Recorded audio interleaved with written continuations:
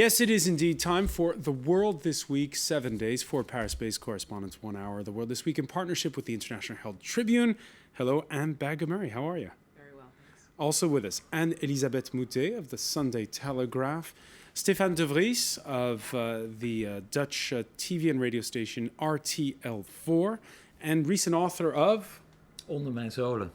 Hard to pronounce, Under My Soles, about the Arab Spring, a book. Yeah. And Fouad Al-Obaid of the Kuwait Times. Welcome to all of you. The World This Week that you can follow on Facebook and also on Twitter, where our handle here is @FrançoisF24.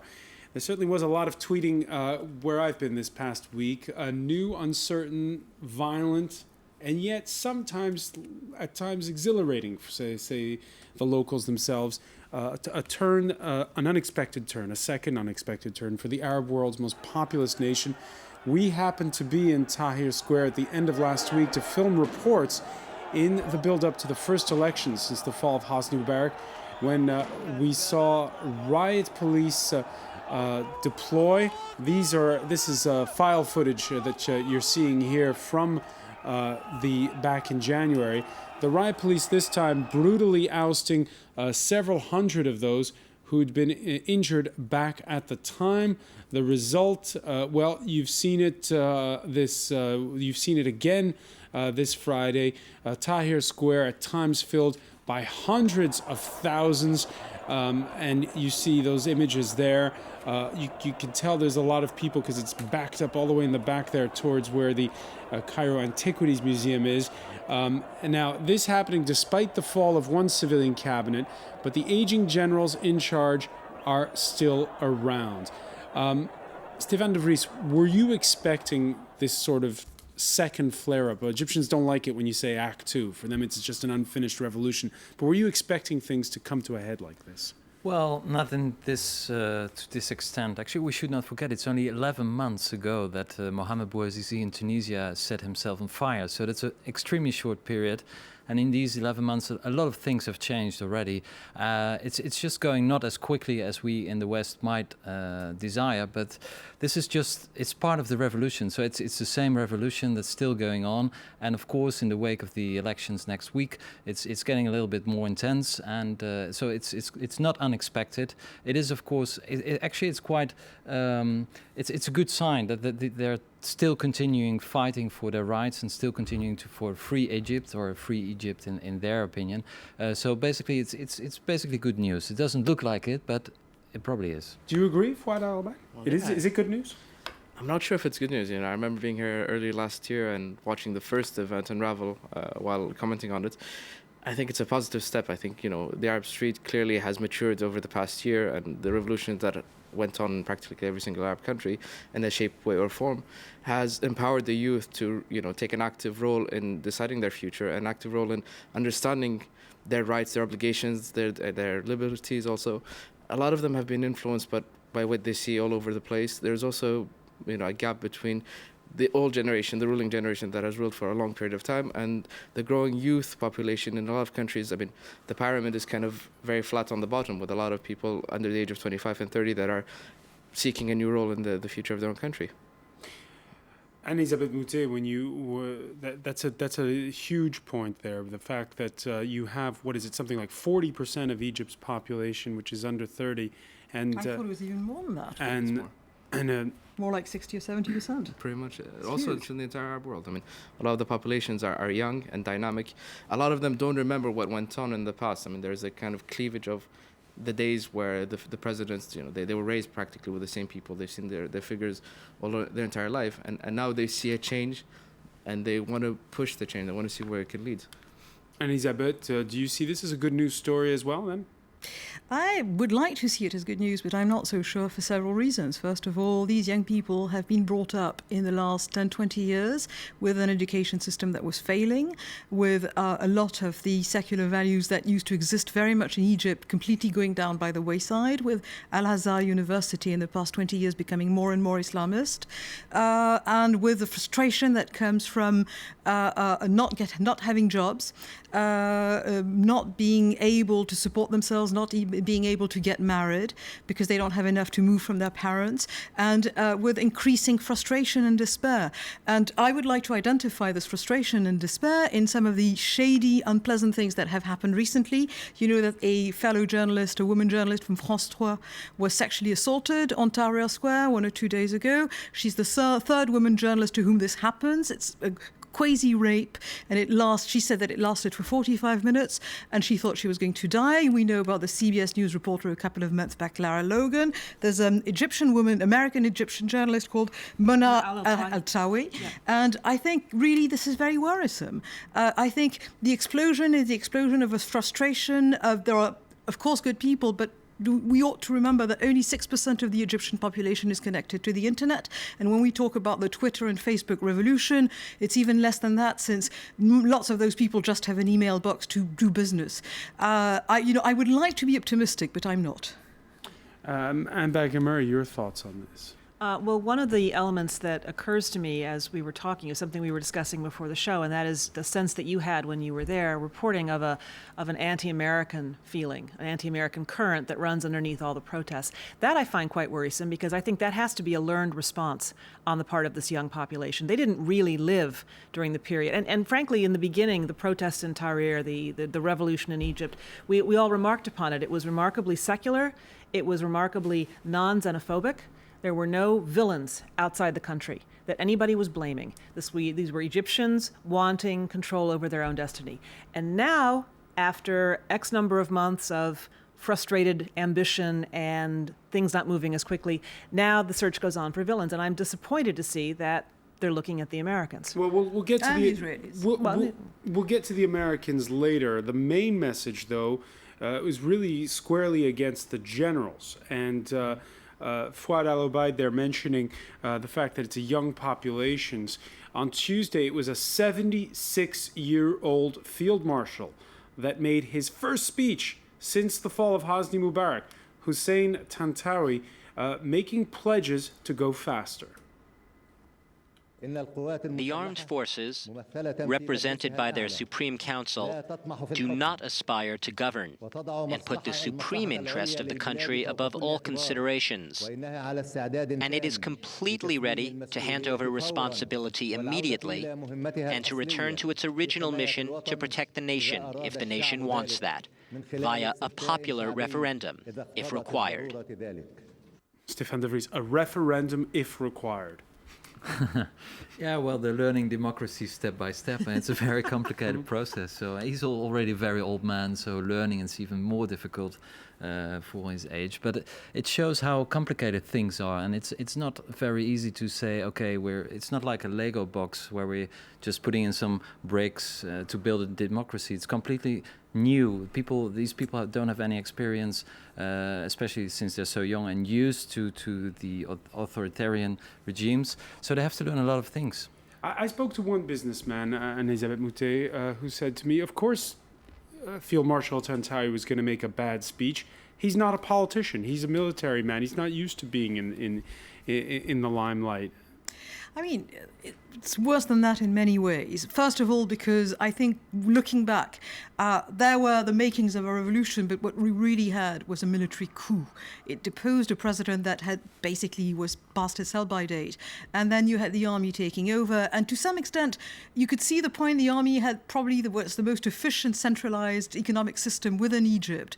And so they were possibly armed to make things work, but I'm not sure they have not squandered all this. But look at this man, look at these young people on the square, and look at this man who's like a mummy. He's treated as if he'd sort of walked out of the pyramids, and he's talking in an old language. And I think he is not, of course, he's not getting the point.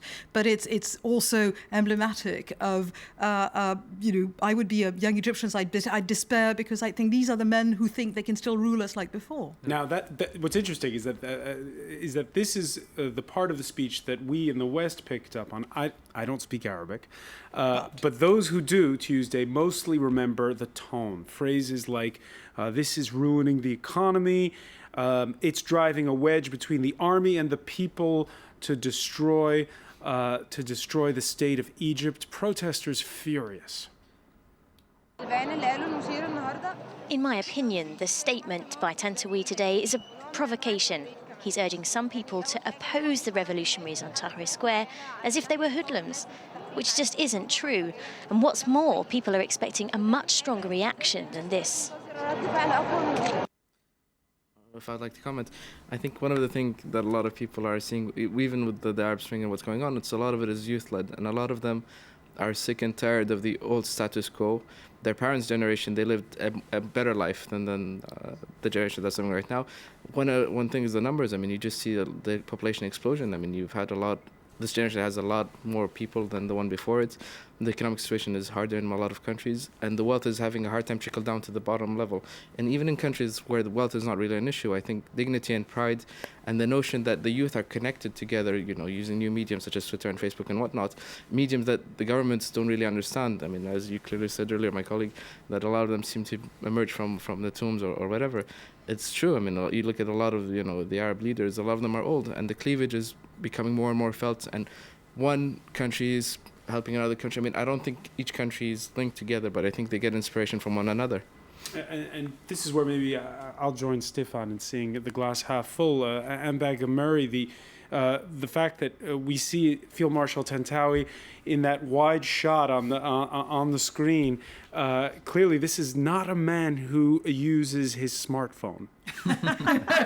No, and Egyptian TV probably has a little bit to learn about framing and about lighting and production values. No, it's one of the things that struck me watching the coverage of Tahrir Square this week is the diversity that you saw among the protesters. It isn't just a youth revolution, although Egypt is a young country, as all the Arab countries are, and the youth probably, especially young men, probably have the energy, and some of them have the technical smarts to push this forward. But on Tahrir Square, you had families. You had lots of women. The photographs that we looked in the editorial office just put on our front page, the headscarves, where there were more women sometimes than men in the shots that we were looking at. This is an incredibly diverse and broad-based continuation of the revolution. And the fact that the Field Marshal Tantawi and his number two seem to be so detached from what's going on in the streets is profoundly worrying. Now, time and again, when we approached the front line of the clashes in the side street that leads from Tahrir Square to the Interior Ministry, protesters told me that it was a video posted Monday evening on social networking sites that outraged people more than anything. What appears to be a dead body, certainly someone unconscious, and you can see it, the image is a bit dark, dragged over to the garbage-strewn gutter and left unattended. This image, Fuad Al-Obaid, is the thing that everyone in Egypt was talking about. It's shocking. A lot of the images, I mean, clearly you mentioned the notion about the media and the cutouts. A lot of these youth are watching modern shows, they're watching European shows, American shows. They're not seeing a government that is seen as active, A lot of them are old, but they actually feel old. They don't only... I mean, media-wise, they're not projecting themselves as people that are in charge. A lot of them are not even coming up to give daily briefs. I mean, there is no notion of chaos, whereas on Twitter, you have a second-by-second episode of what's going on. And these images are very easy to use to enrage a population that's already galvanized. Stefan de Vries, when you were researching your book, did you feel the same difficulty we did in getting statements from someone from the military? Our local correspondent telling us that for a week, they had a spokesman who spoke to the foreign media, and they quickly stopped. Yeah, it's very hard to get... Because we'd like to hear their side of the story. Reliable sources, because they're simply not used to talking to the media, and it's something they never did, or they just issued statements and it was one direction.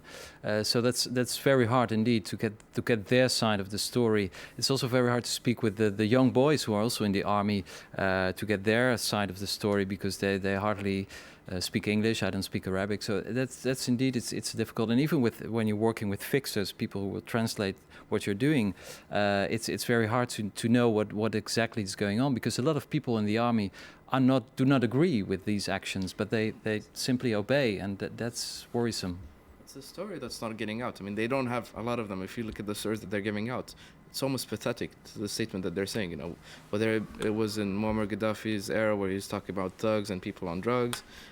Bashar al-Assad using similar terms. I mean, there's a clear disconnect between the reality of today, where media is everywhere, and they really don't know how to interact with them. And yet, Anne Elisabeth Moutet, the activists, even the ones that are the most hardened against the regime, always clear to make that distinction between the top brass and the rest of the military. Well, I mean, I'm not sure, but I think there's 500,000 men at least in the Egyptian army about. Pretty much. Yeah. And you've got the top brass, and they've got their own shops, and they've got their own houses, and they've got their own personnel, and they live a fairly comfortable life in a country where life can sometimes not be comfortable. And then you've got this great crowd of young conscripts who are not treated very much better than the conscripts in the Napoleon's Great Army.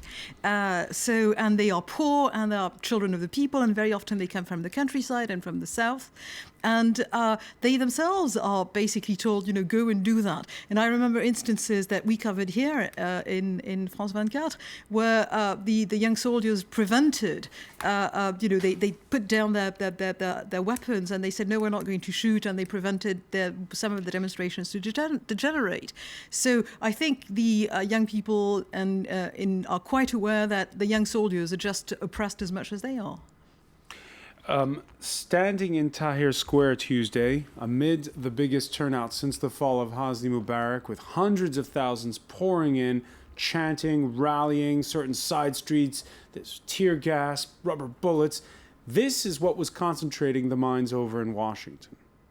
The message is clear. If Iran's intransigence continues, it will face increasing pressure and isolation. Today, the United States is taking a series of steps to sharpen this choice. Hillary Clinton talking about Iran instead of talking about what was going on in Egypt. People felt a certain amount of disconnect at that point. Yeah, well, I mean, this is probably a side effect of the fact that the Obama White House has decided to pick its battles.